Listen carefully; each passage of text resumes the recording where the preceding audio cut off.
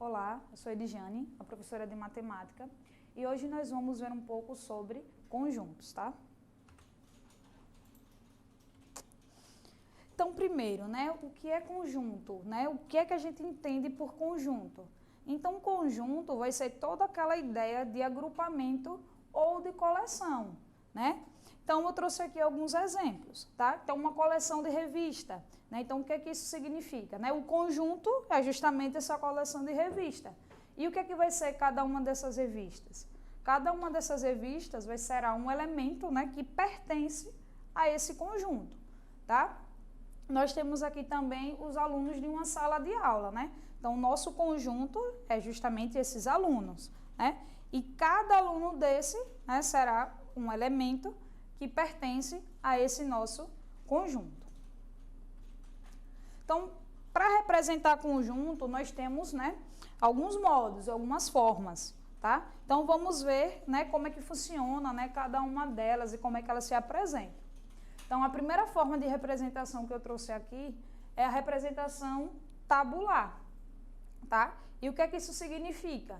Então, a representação tabular, né, essa ideia de tabular vem de tabela, né? Então, é aquela em que os elementos são apresentados entre chaves e separados por vírgulas, né? Que é a representação, uma das mais comuns, que geralmente a gente vê, né, nos textos, né, nas questões e tudo mais, certo? Então, temos aqui dois exemplos, tá? Então, nós temos aí esse conjunto A, né? Então, ele é igual a, E, I, O, U. Ou seja, né, cada uma dessas vogais aí são os elementos do conjunto, certo? E nós temos o conjunto B, né, que é igual, né, a 1, 2, 3 e 4, né?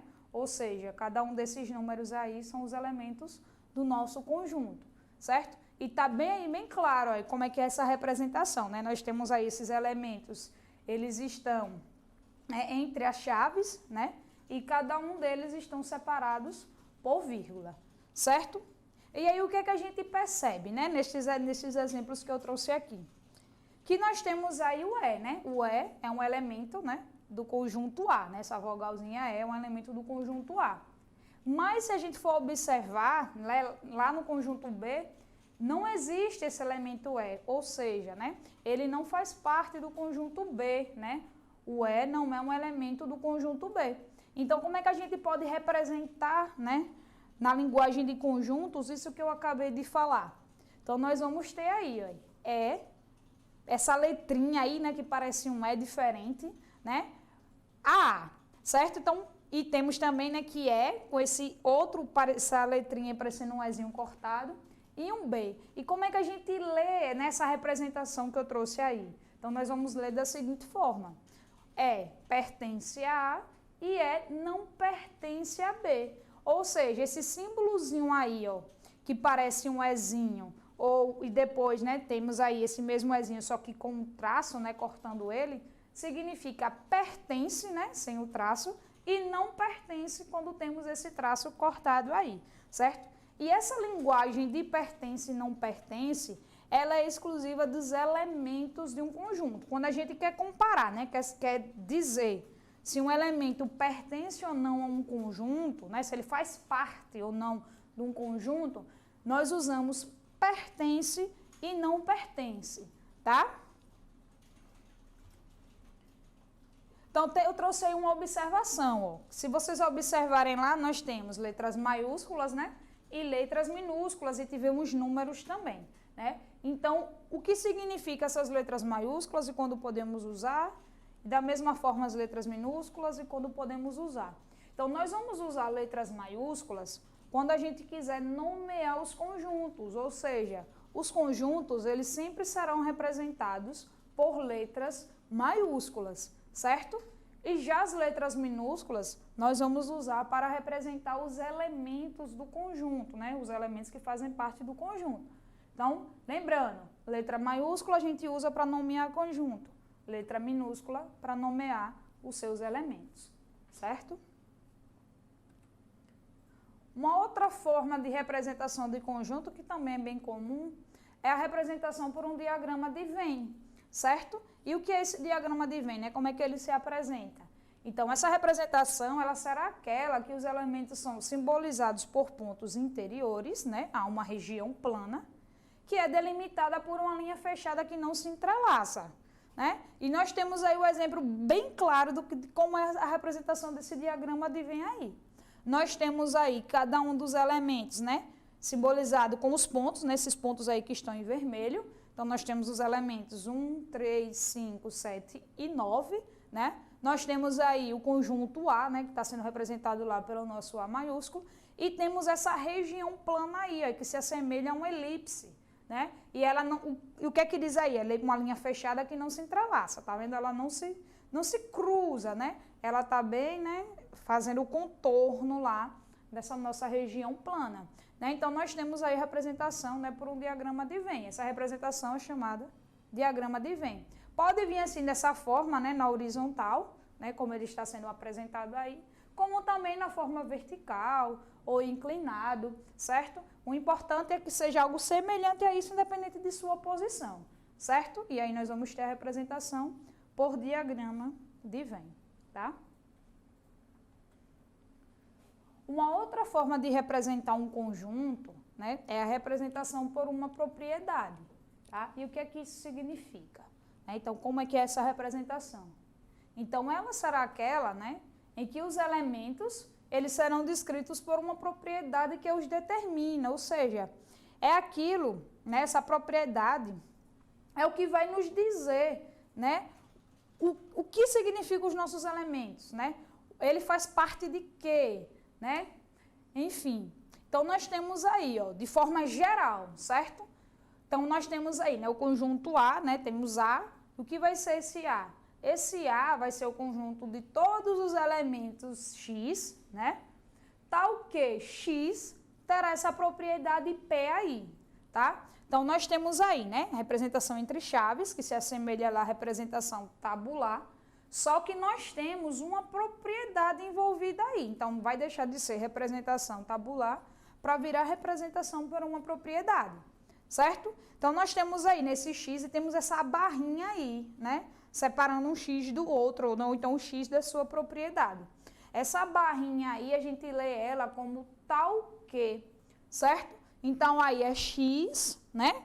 Tal que X tem a propriedade P, certo? Então, o que é que isso significa, né? Que vão ser todos os valores de X que satisfaçam essa propriedade, P, no caso. Certo? Isso é de forma geral. Então, vamos ver aqui um exemplo mais específico. Então, nós temos esse exemplo aí, ó. A, né, é o conjunto, como é que a gente vai ler isso, né? A é o conjunto de todos os elementos X, né? Tal que X é um país da Europa. Então, o que é que isso quer dizer? Que esse conjunto aí, né, ele vai ser, os elementos deles, né, vai ser formado por todos os países da Europa. Então, se for um país da Europa, pertence a esse conjunto. Se não for, não pertence a esse conjunto. Essa é a condição de ser elemento desse conjunto, né? A propriedade é ser um país da Europa, certo? Se for um país da Europa, é elemento. Se não for, não é um elemento do conjunto A, ou seja, não pertence ao conjunto A, tá? Nós temos aí também, né, dando continuidade, alguns tipos de conjunto, certo? Os tipos de conjunto, como é que eles se apresentam, né? Como é que eles são encontrados, como é que a gente define, né, esses conjuntos. Então, o primeiro tipo de conjunto que eu trouxe aí é o conjunto unitário, né? O nome já diz tudo, gente, como eu venho sempre falando. Algumas definições, né, alguns conceitos, a gente tem que levar ao pé da letra mesmo, né? Tá lá o que significa, né? O que significa ser unitário? Um está relacionado com a ideia de um único, né, de um. Então, o conjunto unitário, ele vai ser todo o conjunto formado por um único elemento, certo? Então, se eu tenho um conjunto que só tem um elemento, então ele é um conjunto unitário, certo? E aí eu trouxe um exemplo. Temos aí o conjunto A igual a 23, né? Então, 23 é o único elemento de A. Então, o conjunto A é um conjunto unitário, certo? O outro tipo de conjunto que temos aí é o conjunto vazio. O nome, mais uma vez, já diz tudo, gente. Vazio, não possui nada, não tem nenhum elemento, certo? Então, o conjunto vazio será todo o conjunto que não possui elementos, certo? Só que aí tem uma representação, certo? Temos duas representações para conjunto vazio. Esse símbolo aí, que é uma bolinha, né? Com um traço, né? Cortada, certo? Podemos representar o conjunto vazio dessa forma. Ou, né? Aquela representaçãozinha por chaves, né? Mas sem nada no interior dessas chaves, né? Porque é um conjunto vazio, não possui elementos, então está vazio, certo?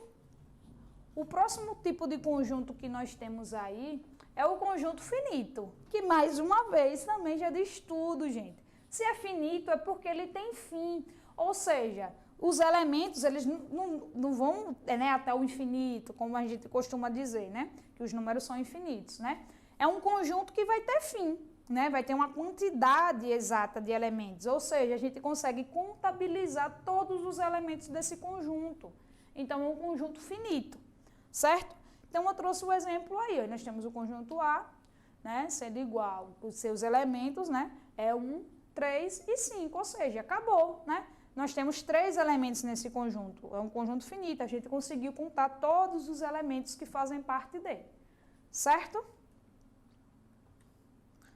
E nós temos também o conjunto infinito, né, que é o contrário do finito. Então, o que é um conjunto infinito? Será todo conjunto que não é finito, né? Ou seja, é um conjunto que não tem fim, certo? Então, o exemplo que eu trouxe aí para vocês ó, é o conjunto A, né? Então, o conjunto A é o conjunto, né, de todos os elementos de X, tal que X é um número real. E aí vocês podem ficar na dúvida, mas como assim? Quem que garante que isso é um conjunto infinito? Gente, vamos lembrar lá, os conjuntos numéricos, né? O conjunto dos números reais, ele é infinito. Os números não têm fim. Então, o que está querendo dizer aí essa representação aí, que foi uma representação por propriedade, né? Está querendo dizer que x é qualquer número real, ou seja, x pode ser qualquer número real, são todos os números reais. E os números reais não têm fim. Então, né, essa representação aí desse conjunto x, tal que x é um número real, é um conjunto infinito, né? X pode ser qualquer valor real, certo? Próximo conjunto que nós temos aí é o conjunto universo, que é muito importante nos nossos estudos, né? Sobre conjuntos, né? Na nossa resolução de questões. É importante também esse conjunto universo.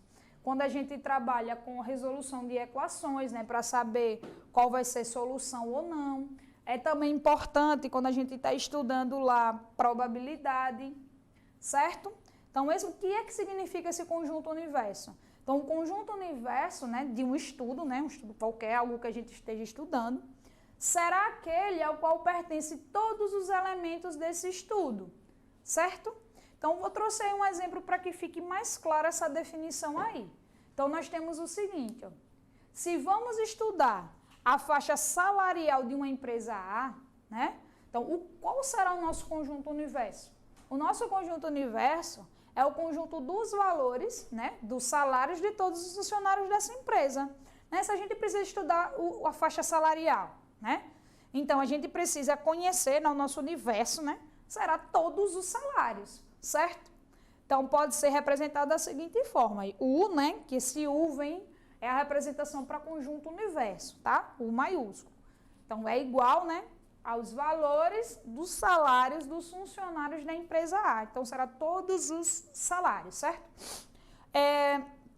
Um outro exemplo de conjunto universo, quando a gente está trabalhando lá com equações ou com qualquer probleminha, né, que use os conjuntos numéricos, geralmente o nosso conjunto universo é o conjunto dos números reais, né? Ou seja, então a solução que a gente encontra, né, tem que estar dentro dos números reais, certo? Então, vamos entender agora o que é subconjunto. Né? Subconjunto. Né?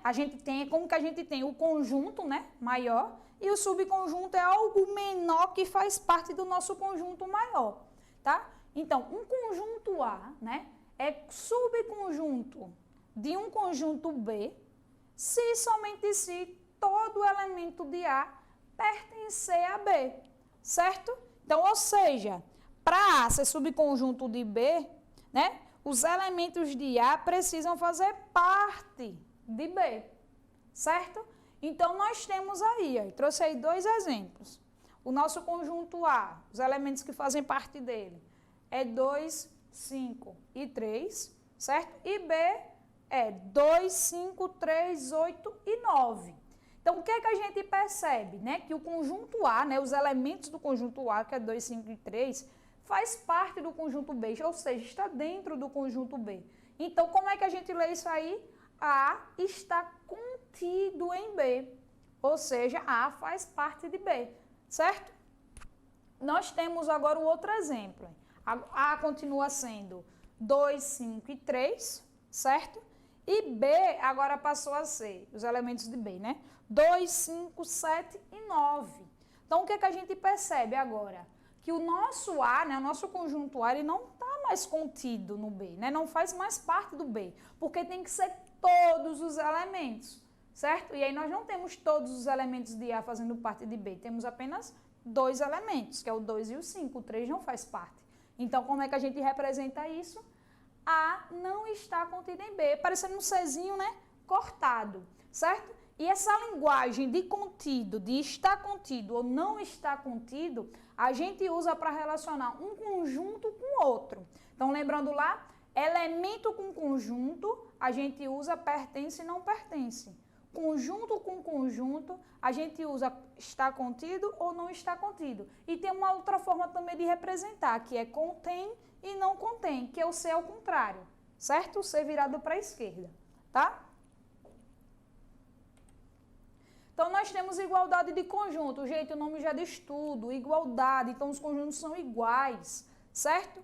Então, 2 conjuntos A e B, eles serão iguais, né? Ou seja, A igual a B, se somente se A está contido em B e B está contido em A, né? Ou seja, um é igual ao outro. Então, nós temos aí um exemplo. 5, 8, 31 e 36. Esses são os elementos de um conjunto.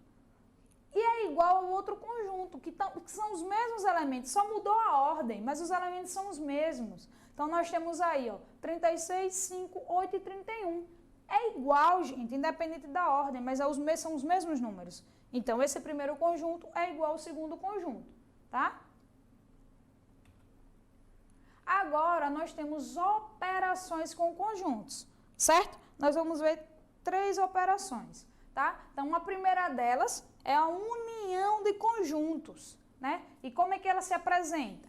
Então, ó, dados 2 conjuntos A e B, a união de A e B é o conjunto formado pelos elementos que pertencem a A ou a B. Ó, esse ou é muito importante, esse conectivo ou aí, certo? Ou vem de união, tá? Então, ou vai pertencer a A ou vai pertencer a B. Como é que a gente representa isso, tá? Então, nós temos aí A união B, ó, parecendo um Uzinho mesmo, esse símbolo, certo? Então, vai ser igual ao quê? A X, né? Tal que X pertence a A ou X pertence a B. Né? Então, esses valores pertencem a A ou pertencem a B. Mas união já diz tudo, gente, é juntar os elementos do conjunto A com os elementos do conjunto B, sem repeti-los, certo? Se tiver algum que é igual, a gente não repete, tá? Então, nós temos aí o conjunto A, os elementos do conjunto A é igual a 1, 2 e 3. E o conjunto B, 6 e 7. Então, qual será a união quando a gente unir A com B? Qual é o conjunto que nós vamos encontrar?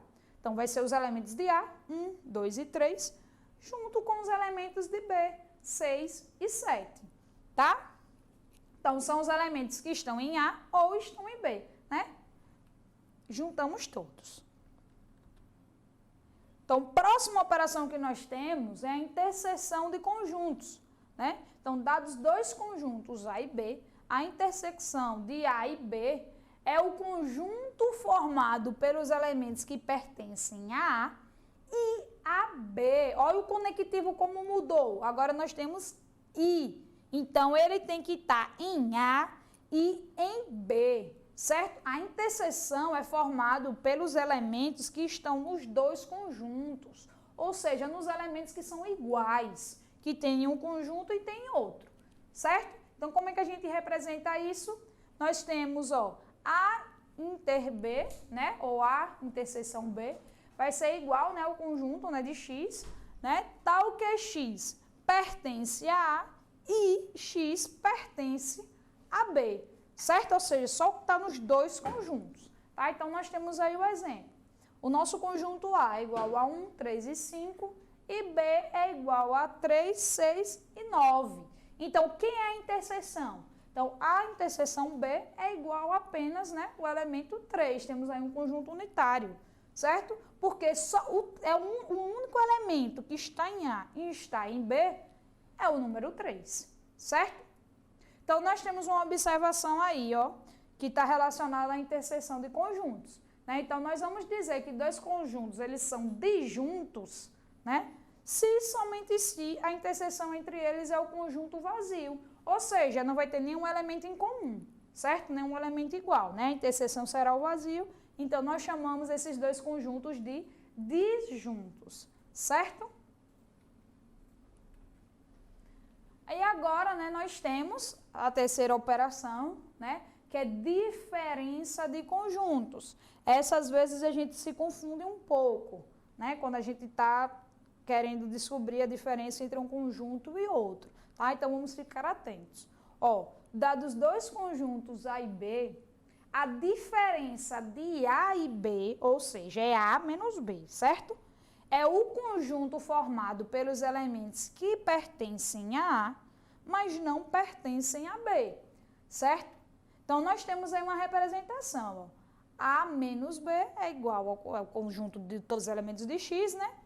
Tal que X pertence a A, né, ou seja, faz parte do conjunto A, e X não pertence a B, ou seja, não está lá no B, certo? Aí é A menos B, nós podemos fazer também o contrário, B menos A. E como é que vai ser B menos A? B menos A vai ser o quê? Os elementos que estão em B, né, ou seja, os elementos que pertencem a B, mas não pertencem a A. Certo? Então, o primeiro conjunto, né, o conjunto que vem na frente, é o que a gente vai sempre considerar, quando a gente faz a diferença entre um e outro, certo?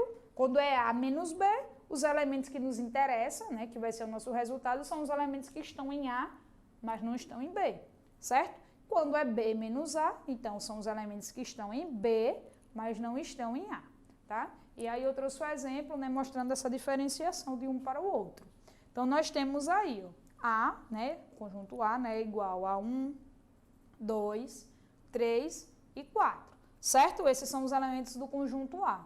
Já o conjunto B, seus elementos são 4, 5, 6 e 7. Então, a primeira coisa que traz aí, ó, é a diferença, né, de A menos B, certo? Entre A e B, ou seja, A menos B. Então, são os elementos que estão em A, mas não estão em B. Então, o que é que a gente observa quando olha lá para os conjuntos A e B?